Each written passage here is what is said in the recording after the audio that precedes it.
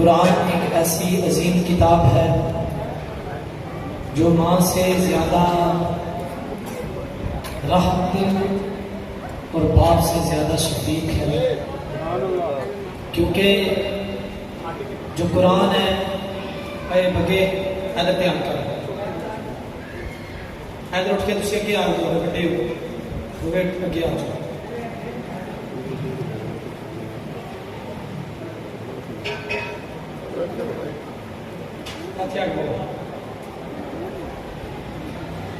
قرآن مجید فرقان حمید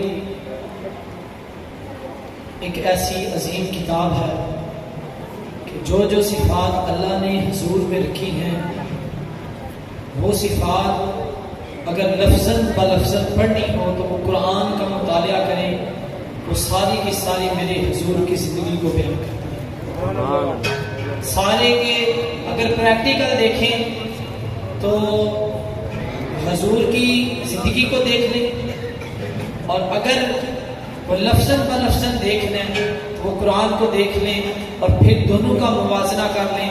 میرے حضور کی زندگی اور قرآن دونوں ایک طرح کے نظر آئے، دونوں ایک طرح کا نظر آئے۔ اور میرے آقا کی زندگی اتنی باکمال کہ باقی جتنے بھی انبیاء کرام تشریف لائے، کسی نے تو پنگوڑے کے اندر ہی اعلان کر دیا کہ انی عبداللہ آتانی الکتاب وجعلنی نبیا، اور کسی کی پیدائش سے پہلے ہی اللہ نے اس کو اتنا بابرکت بنا دیا اور نام بھی بتا دیا کہ انا نبشرک بغلام اسمہ یحییٰ، ہم تمہیں خوشخبری دیتے ہیں ایک ایسے بیٹے کی جو بڑا ہی پاکیزہ ہے، اس کا نام یحییٰ رکھنا۔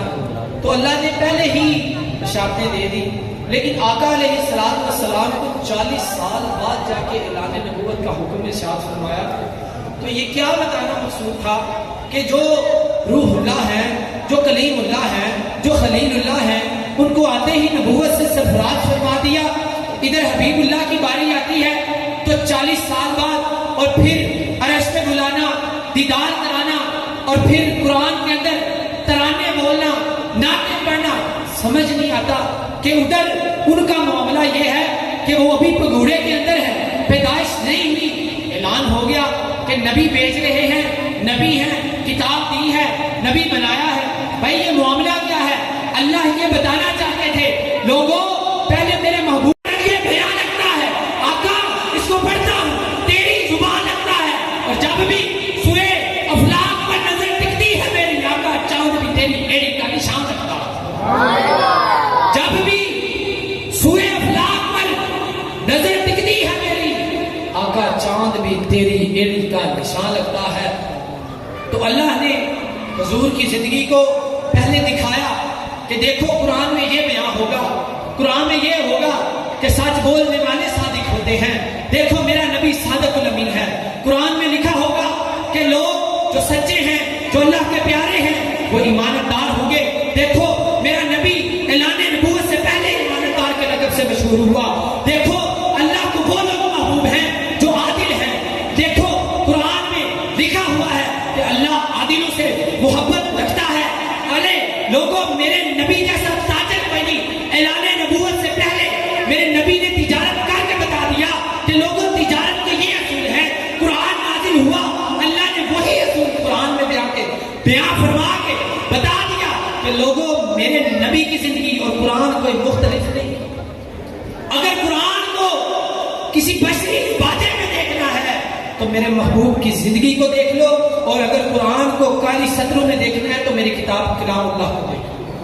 قرآن کا بڑا مقام ہے، قرآن کی بڑی فضیلتیں ہیں، ہمیں قرآن پڑھنا چاہیے۔ کم از کم ایک آیت نہیں پڑھ سکتے، ایک لفظ بھی مشکل ہے، کھول کے دیدار کیا کریں قرآن کا۔